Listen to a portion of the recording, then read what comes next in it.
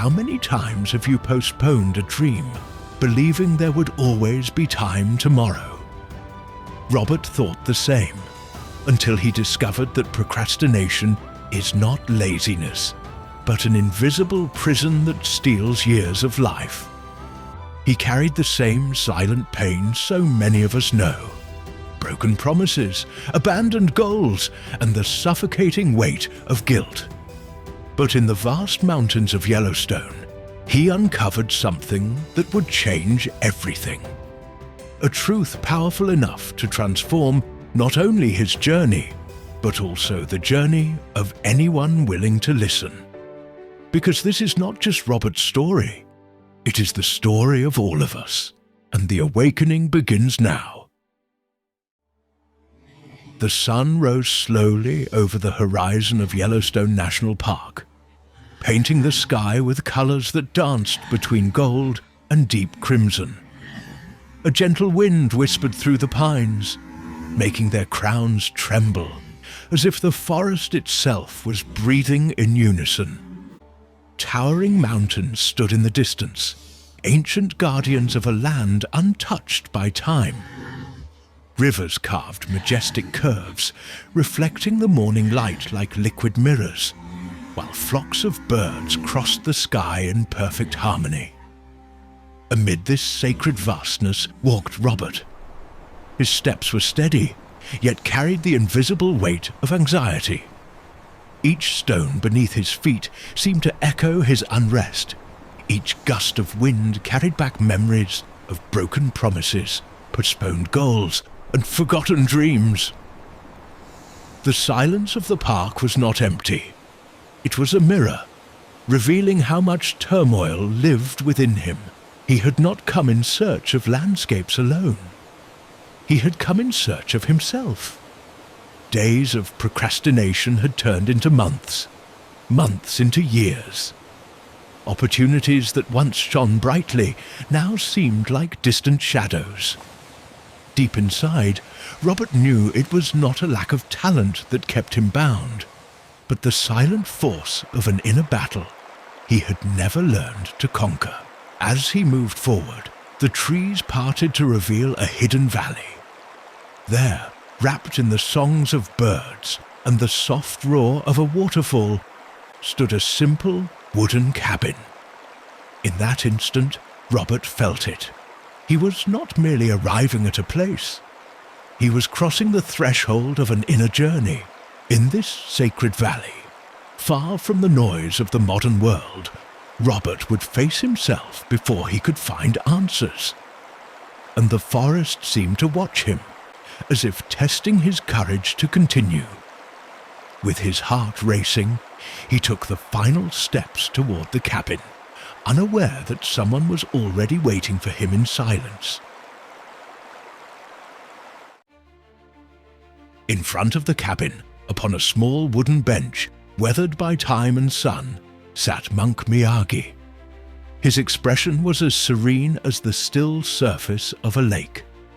His half-closed eyes seemed to reflect not only the vast landscape of Yellowstone, but also centuries of wisdom etched in silence. The lines on his face were not merely marks of age. They were stories carved deep, like rivers that had cut their way through solid stone. Robert froze for a moment, unable to move. It felt as though the air had grown heavier, and yet somehow purer. The silence was not empty. It was filled with the quiet presence of this man. The monk needed no words. His stillness alone radiated a peace Robert had never known. With hesitant steps, Robert approached. His heart pounded not from the climb, but from the fear of laying bare his truth. When he finally stood before the cabin, words escaped his lips in a trembling whisper. "My life, it is paralyzed. I postpone everything. I keep delaying what truly matters, and all that remains is guilt and emptiness." The wind stirred through the trees, as if the forest itself had heard the confession. Miyagi remained motionless for several seconds, as though weighing the invisible burden carried within those words. Then, slowly, he opened his eyes and fixed them on Robert. There was no judgment in his gaze, only deep understanding. In that moment, it felt like the meeting of two opposite forces: the fragile despair of a man trapped in his weakness, and the eternal calm of one who had already crossed the deserts of the mind. Robert was a trembling flame, Miyagi, an unshakable mountain. Without a word, the monk made a simple gesture, inviting Robert to sit beside him. And in that silent invitation, Robert felt his journey was about to begin. Not merely along trails and mountains, but within the depths of his own soul. Robert sat beside the monk, silent for a few moments, struggling to hold the serene gaze that seemed to pierce through him. The wind carried the damp scent of earth, the distant murmur of a river, and the rustling of leaves. It felt as though all of nature was waiting for Miyagi's response. With a low, measured and resonant voice, the monk began to speak. "Procrastination is a silent betrayal." Robert lifted his eyes, startled by the sharpness of the words. Miyagi continued, "It does not shout, it does not threaten, it does not storm in. It slips quietly into our lives like invisible seeds scattered in the soil. Small choices postponed, small promises broken, each one plants a seed. At first, they seem harmless, but before you realize it, they become roots that coil around the mind and heart, holding a man captive within his own ground." His words cut deep, like blades both gentle and sharp, revealing truths long hidden. Miyagi raised his hand, pointing toward the distant mountains. "Look at those rocks. They did not shatter all at once. It was centuries of wind and water that wore them down. Life is the same. It is not one single act that destroys a man, but the constant delays, the small concessions to fear, the countless moments when we choose not to act."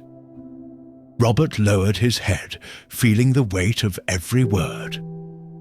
The monk concluded, "The cruelest suffering does not come from what we do, but from what we leave undone. It is not the battles we fight that crush us, but the ones we never dare to face. Procrastination is an invisible enemy that lives within us, and until we learn to see it, it will go on winning."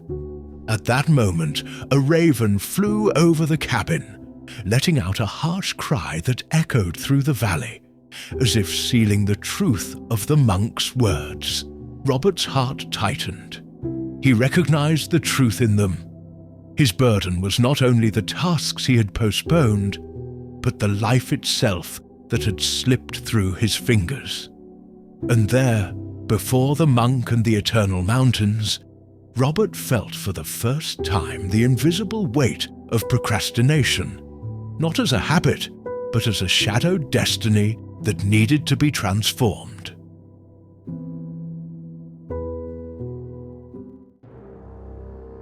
The wind blew stronger, as if trying to cleanse the air after the monk's revelation.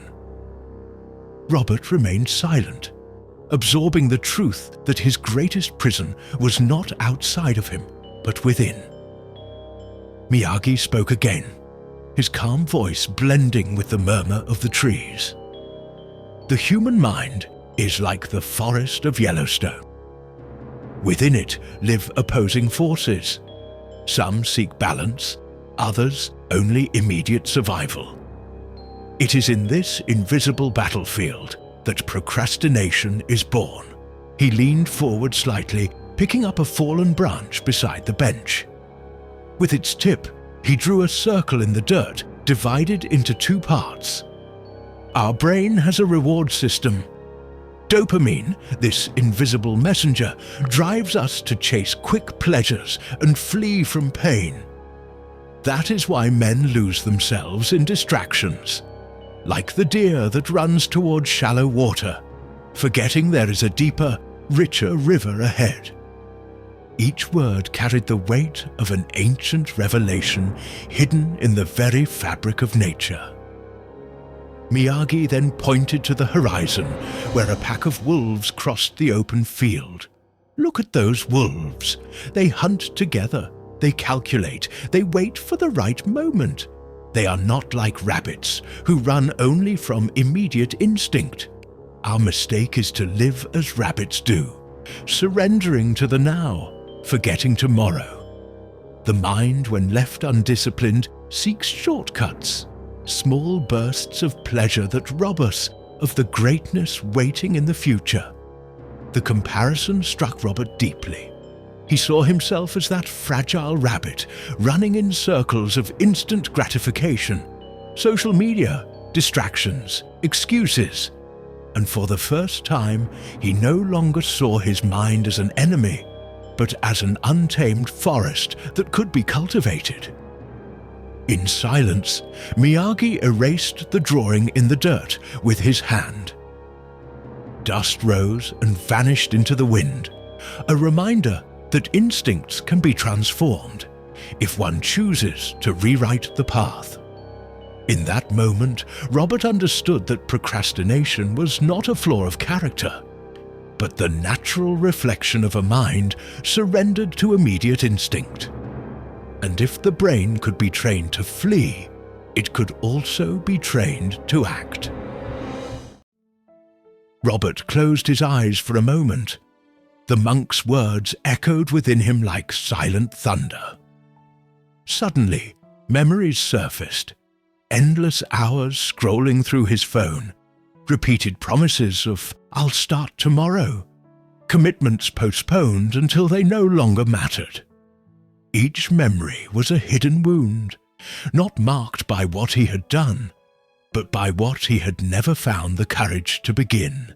He realized his life had become a repetitive cycle: escape, fleeting pleasure, guilt, paralysis.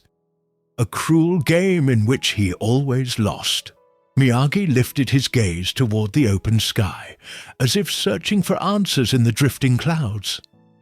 This is not laziness, Robert. It is only the conflict between two selves. The present self, chasing immediate relief, and the future self, crying out for growth. Procrastination is the temporary victory of the present over the future. But each time it wins, the future becomes weaker, more distant. In Robert's mind, two paths appeared before him in the forest. One short, paved, lined with flowers and comforting shade. The other long, steep and rocky, but leading to the mountain's summit. The monk's voice grew firm, like the roar of a river. Every choice of escape strengthens the easy path. Every choice of courage strengthens the hard one. And this is how destiny is built, not in grand battles, but in the small decisions of each day. Tears welled in Robert's eyes. They were not tears of sorrow, but of recognition. He could now see with painful clarity the invisible battlefield within him. The phone was not just an object, it was a trap. Distraction was not just a habit, it was a prison, carefully constructed by his own mind. The wind stirred, scattering leaves across the cabin floor, as if nature itself wanted to remind him, time does not wait. Every second is a choice between escape and confrontation. In that moment, Robert understood. His life had not been stolen by outside forces, but wasted in the labyrinth of escape and guilt.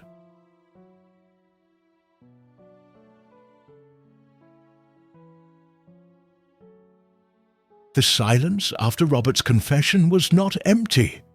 It was fertile, like soil moist after the rain. Monk Miyagi remained seated, motionless, yet his presence was like a torch lit in the darkness. Then, With a calm and steady voice, he spoke. The same brain that procrastinates can be trained to act. The mind is like a river. If left unguided, it flows where resistance is lowest.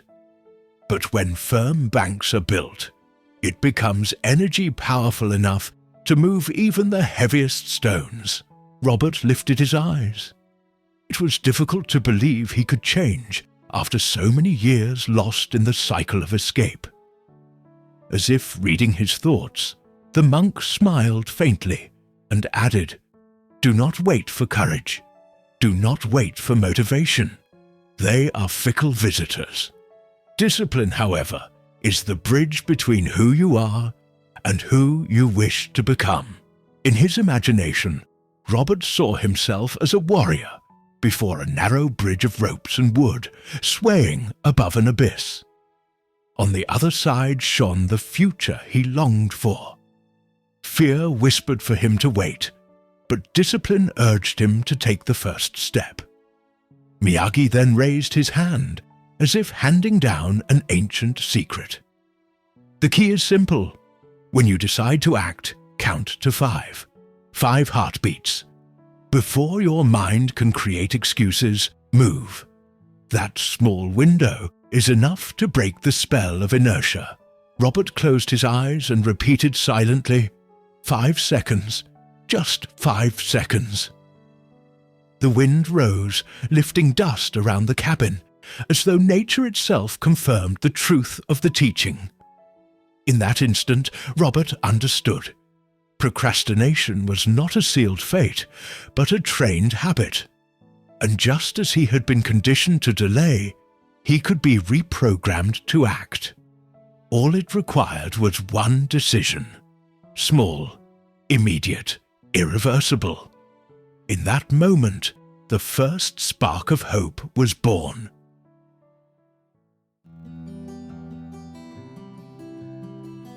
The sun leaned toward the horizon, casting golden beams across the valley. Light pierced through the trees like divine spears, illuminating Robert's face. It was as if nature itself awaited the next teaching. Miyagi slowly rose from the bench. His posture, tall, steady, firm as an ancient pine, conveyed its message even before words. With a grave voice, the monk said, "The words we repeat to ourselves are seeds of destiny. If you say, 'I cannot,' you cultivate weakness. If you say, 'I choose to act,' you plant courage. The mouth guides the heart, and the heart guides the steps." Robert felt the weight of those words echo inside him. How many times had he said, "Later, maybe tomorrow"? Each phrase was like an invisible chain, holding him in place. Miyagi opened his arms, inhaling deeply the cold mountain air. Posture also shapes the mind. When the chest rises, when the breath deepens, the body sends the brain a message of victory. It is not only psychological, it is biological. The body trains the brain just as much as the brain trains the body. At that moment, a majestic image unfolded, a herd of bison crossing the snowy plains. Instead of fleeing the storm, they advanced against it, firm and unyielding, facing the icy wind head-on.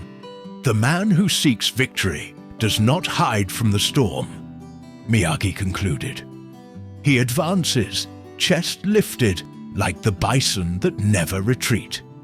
So too must your language be, so too your posture. Firm, unshakable, aimed at the future. Robert rose, imitating his master. He drew in a deep breath, lifted his shoulders, aligned his body. For the first time in years, he felt within himself not only hope, but strength. The mountain air grew colder, as though time itself slowed to hear the lessons that would follow.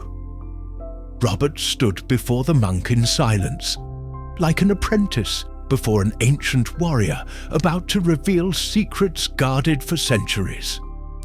Miyagi lifted a calloused hand and slowly opened 5 fingers, as if showing an invisible map of the mind. "Focus is not a gift from the heavens," he said. "It is a weapon forged by discipline. 5 are the paths to sharpen it. First, the 5-second rule. The enemy of action is delay. When you feel the impulse to act, move before the mind builds its walls. Count to 5 and step forward. Hesitation is the fertile soil of procrastination. Second, visualize the pain of the future. Close your eyes and see what will be lost if you surrender to delay. Dreams undone, regrets accumulated. The mind flees from pain. Use this to dry. Third, break tasks into 10-minute blocks. Do not attempt to climb the entire mountain at once, step by step, stone by stone. 10 minutes of action are worth more than hours of waiting. Fourth, create rituals of entry. Light a candle. Take a short walk before beginning. The brain recognizes signals and prepares to act when the body declares the start. Fifth, environments without choice. Remove distractions. A river flows where nothing blocks its path. So too does the mind. If the phone is a stumbling stone, set it aside. If the space scatters focus, transform it. As Miyagi spoke, each principle came alive in the landscape of Yellowstone itself. The river that never hesitates to flow, the 5-second rule. The sleeping volcano, a warning of danger when action is avoided, the pain of the future. Eagles circling small arcs before soaring into the skies, 10-minute blocks. The wolf that howls before the hunt, ritual of entry. The vast plains where nothing hinders the bison's stride, environments without choice. Robert listened, absorbing each word as if they were flames igniting torches within him. And for the first time, he did not merely understand intellectually. He saw it, felt it, breathed it, etched into the very landscape around him.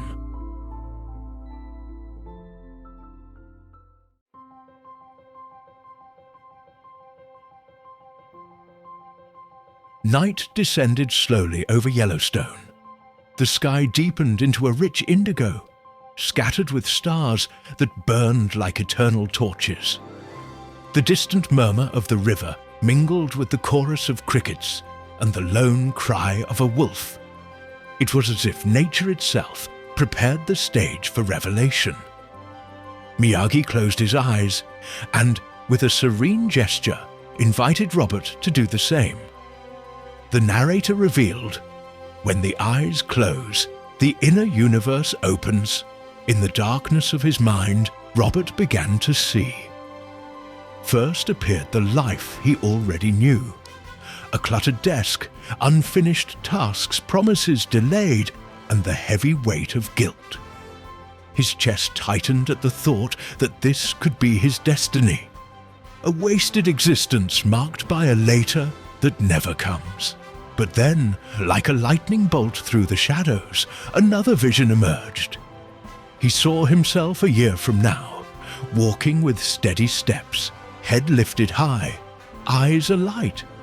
He saw completed projects, dreams once forgotten now blooming, relationships strengthened by promises kept.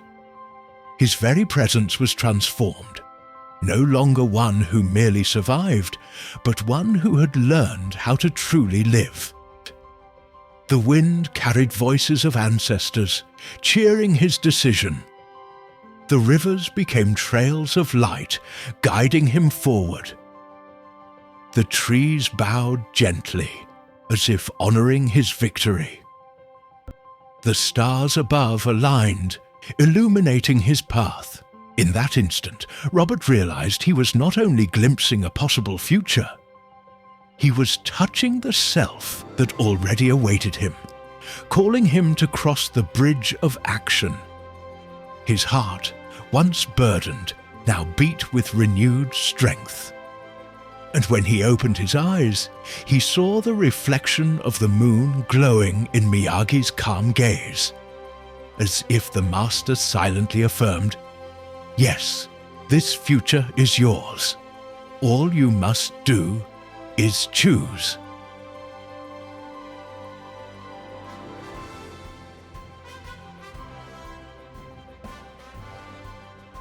Dawn broke over Yellowstone. The sky blushed with violet and gold as the night retreated.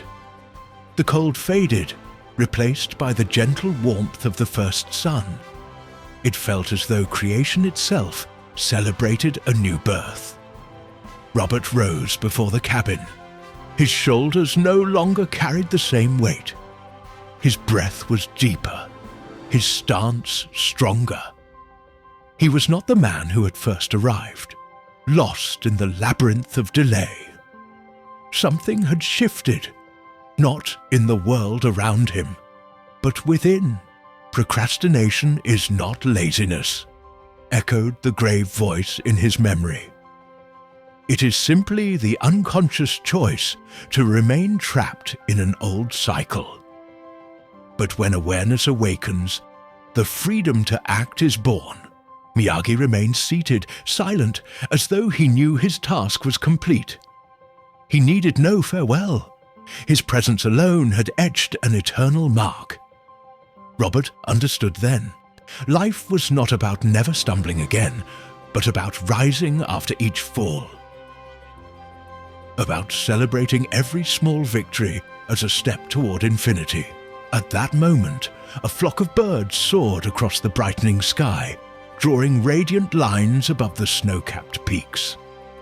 The wind swept through the valley like a triumphant hymn, and the river, constant and unwavering, seemed to bless his newfound resolve. Robert smiled, not the smile of one who had reached the end, but of one who had finally begun. His heart felt light, as if the entire park urged him onward. And so, with steady steps, he left the cabin behind. Not as the man who once sought answers, but as someone who had discovered within himself the courage to act. When a man chooses to conquer procrastination, he does not simply change his story. He bends the course of his destiny, and even nature itself seems to bow before his choice. For he who learns to act learns to live.